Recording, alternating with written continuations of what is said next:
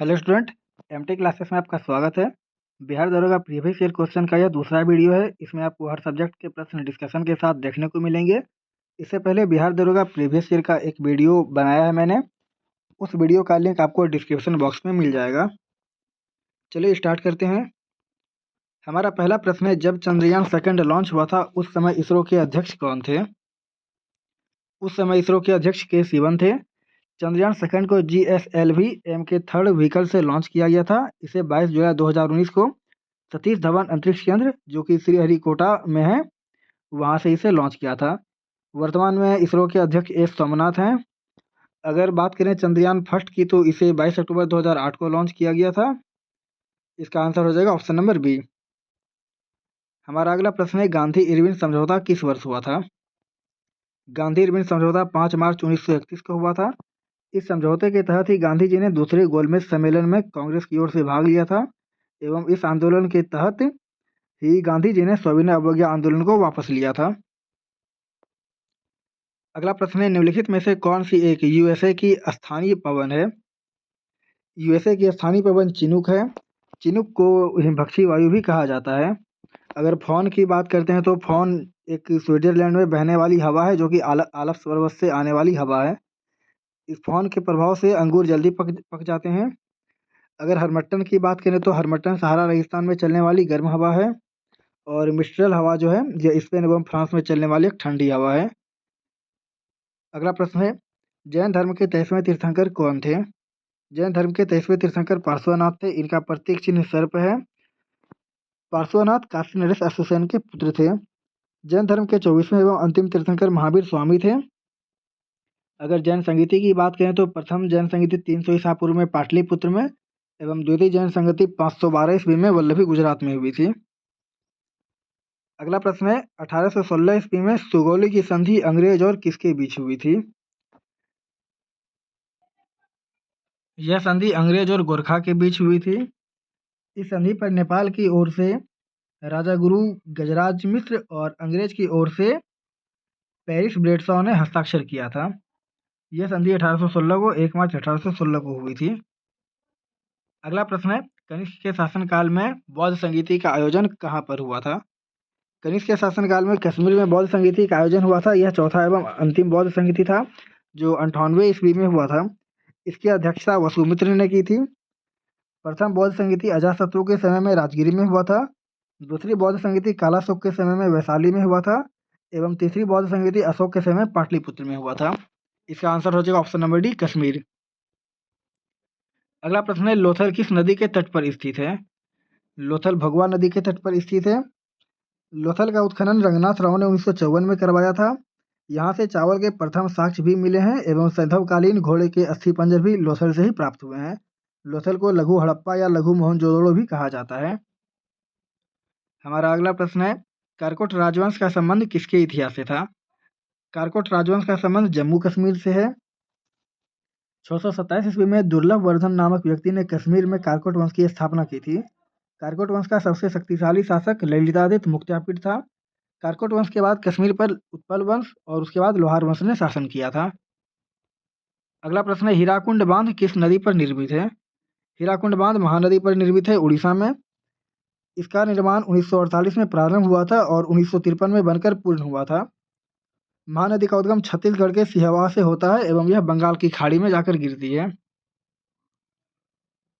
अगला प्रश्न है, खेतड़ी किस खनिज के लिए प्रसिद्ध है?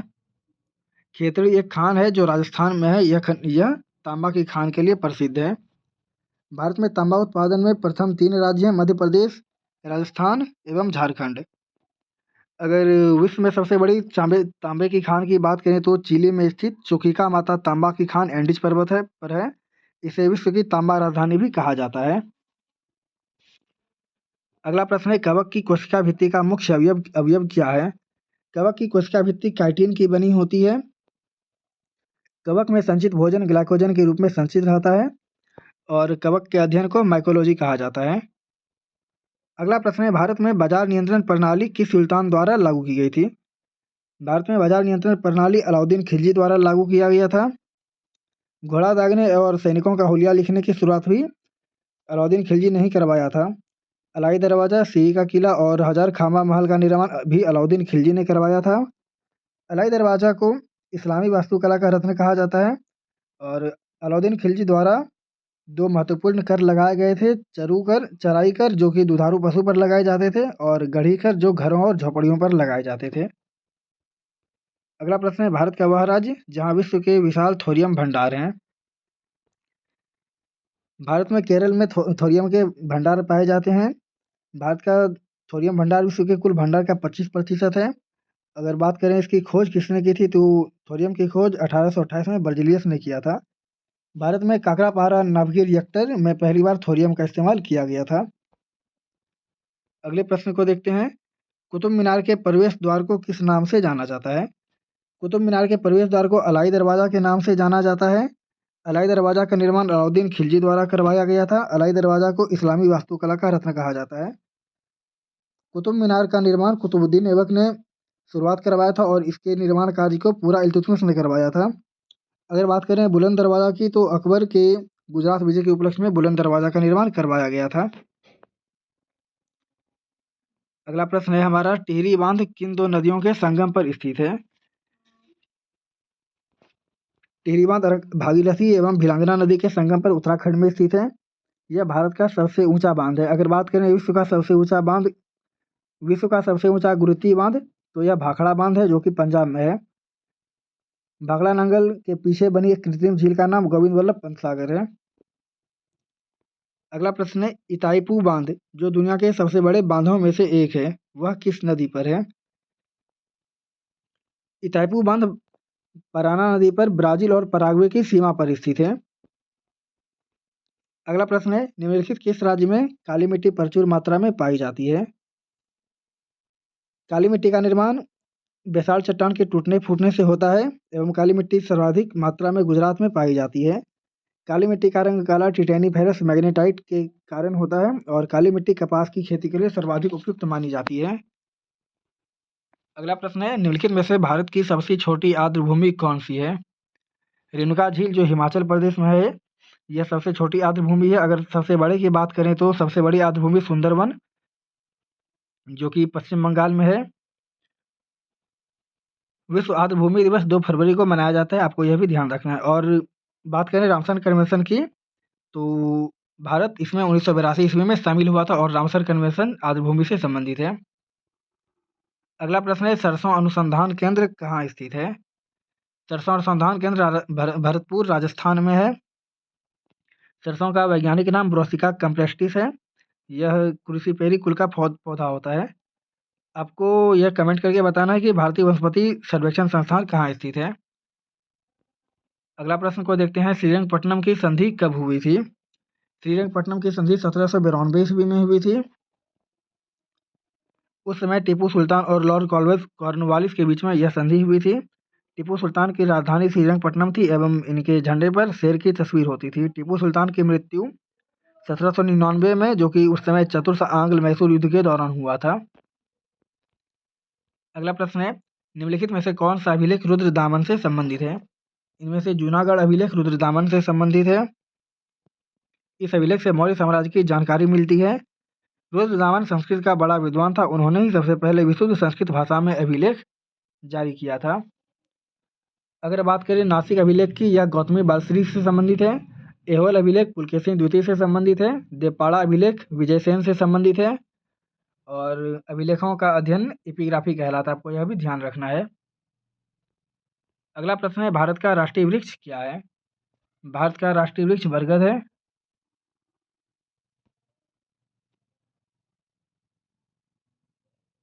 बरगद का वैज्ञानिक नाम फाइकस बेंथालेंसिस है।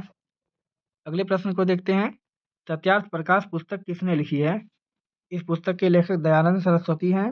दयानंद सरस्वती ने 1875 ईस्वी में आर्य समाज की स्थापना की थी। वेदों की ओर लौटो यह नारा भी दयानंद सरस्वती ने ही दिया था।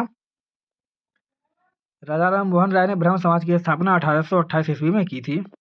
अगले प्रश्न को देखते हैं, भारतीय राष्ट्रीय कांग्रेस की स्थापना कब हुई थी? भारतीय राष्ट्रीय कांग्रेस की स्थापना 1885 ईस्वी में A.O. ह्यूम ने किया था। भारतीय राष्ट्रीय कांग्रेस के प्रथम अध्यक्ष व्योमेश चंद्र बनर्जी थे एवं प्रथम मुस्लिम अध्यक्ष बदरुद्दीन तैयब जी थे। इसमें महात्मा गांधी सिर्फ एक बार 1924 के बेलगांव अधिवेशन में अध्यक्ष चुने गए थे। अगला प्रश्न है, जाकिर हुसैन कौन सा वाद्य यंत्र बजाते थे? जाकिर हुसैन तबला वादक थे। हाल ही में इनका निधन सैन फ्रांसिस्को यूएसए में हो गया है।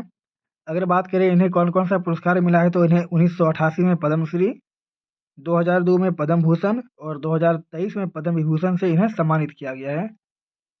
जाकिर हुसैन के पिता अल्लाह रखा भी एक प्रसिद्ध तबला वादक थे। अगला प्रश्न है, लोकलेखा समिति में लोकसभा से कितने सदस्य चुने जाते हैं? लोकलेखा समिति में लोकसभा से कुल 15 सदस्य चुने जाते हैं। लोकलेखा समिति में कुल 22 सदस्य होते हैं, इनमें 15 लोकसभा से और 7 राज्यसभा से होते हैं। लोकलेखा समिति के अध्यक्ष की नियुक्ति लोकसभा अध्यक्ष के द्वारा की जाती है। वर्तमान में लोकसभा अध्यक्ष ओम बिरला हैं। आज के लिए बस इतना ही, मिलते हैं अगली वीडियो में।